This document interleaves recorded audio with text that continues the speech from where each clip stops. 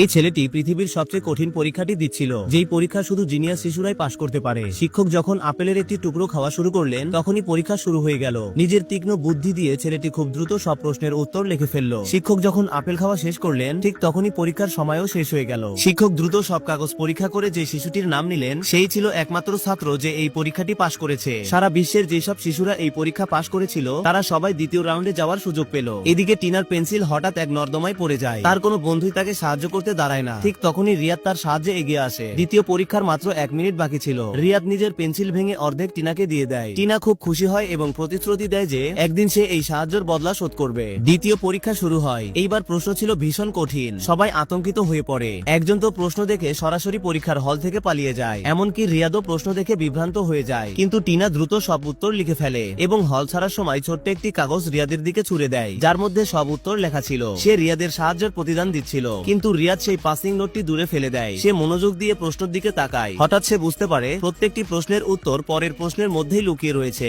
পরীক্ষা আসলে মনোযোগ ও উপলব্ধির। যখন শিক্ষক আবার ফলাফল ঘোষণা করেন, জিনিয়াস রিয়াদি আবার পাশ করে। শেষে মাত্র 5 জন শিশু তৃতীয় রাউন্ডে পৌঁছায়। এই পরীক্ষায় কোনো প্রশ্নই ছিল না। পুরো ঘরটি পাড়ি দিতে হবে। একটিও কালো বা সাদা স্কোয়ারের উপর পা রাখা যাবে না। একজন মেয়ে বলে ওঠে, এটা অসম্ভব। এই কথা বলা মাত্র শিক্ষক তাকে পরীক্ষায় ফেল করে দেন। এবার আরেক মেয়ের পালা। সে একটি দড়ি বের করে ঘরের ওই পারে দরজার হ্যান্ডেলের সঙ্গে বেঁধে দেয় এবং দড়ির ওপর দিয়ে সাবধানে হাঁটতে হাঁটতে পুরো ঘর পার হয়ে যায়। এরপর আসে এক দ্রুত ও চটপটে ছেলের পালা। সে স্পাইডার ম্যানের মতো লাফিয়ে লাফিয়ে খুব সহজেই ঘর পার হয়ে যায়। তারপর আসে একটি চশমা পরা ছেলের পালা। নিয়ম অনুযায়ী মাটিতে পা রাখা যাবে না, তাই সে হাঁটু ও কনুইয়ের উপর ভর দিয়ে রেঙ্গে রেঙ্গে ঘর পার হয়। সবশেষ জিনিয়াস রিয়াদের পালা। সে কিছুক্ষণ ভাবলো, তারপর একেবারে স্বাভাবিকভাবে সোজা হেঁটে ঘর পার হয়ে গেল। সবাই তো অবাক হয়ে গেল, রিয়াদ পাশ করলো কিভাবে। রিয়াদ ব্যাখ্যা করলো, বক্সগুলোর লম্বা অংশ প্রস্থের চেয়ে বড়, এর মানে এগুলো স্কোয়ার নয়, এগুলো রেক্ট্যাঙ্গেল। প্রশ্নে বলা ছিল স্কোয়ারের উপর পা রাখা যাবে না, রেক্ট্যাঙ্গেলের উপর তো রাখা যায়।